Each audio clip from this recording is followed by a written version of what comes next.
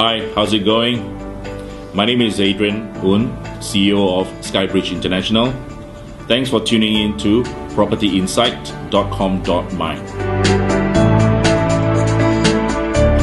Well, actually, it's not the first property. Actually, the first and second property that I bought pretty much the same time.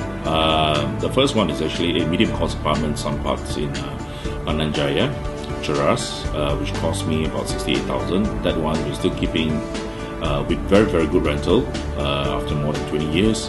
And the other one was actually a single-story house in some parts of Petaling Jaya, which I managed to flip.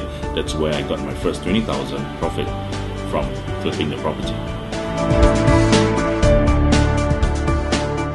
My last property purchase, which was quite recently, is actually Banyan Tree Pavilion near Bukit Bintang.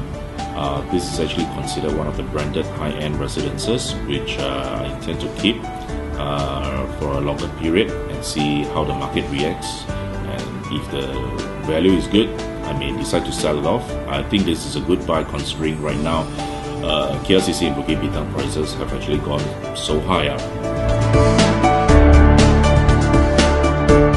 I think my message to young investors is always to be prudent. Cut down on spending on unnecessary items. Stop going to all the pubs and start drinking, spend your money unnecessary drinking, and going to clubs and spending on clothes and watches and shoes. I think people, young investors these days need to understand that you should invest in an asset, like for instance property, to hedge against inflation, and maybe if you're lucky, you can actually get rental income. So one of the things that young investors should know is that you need to ask yourself your financial standing before you even purchase your first property. Will you be able to repay your installment once it's completed and is handed over to you?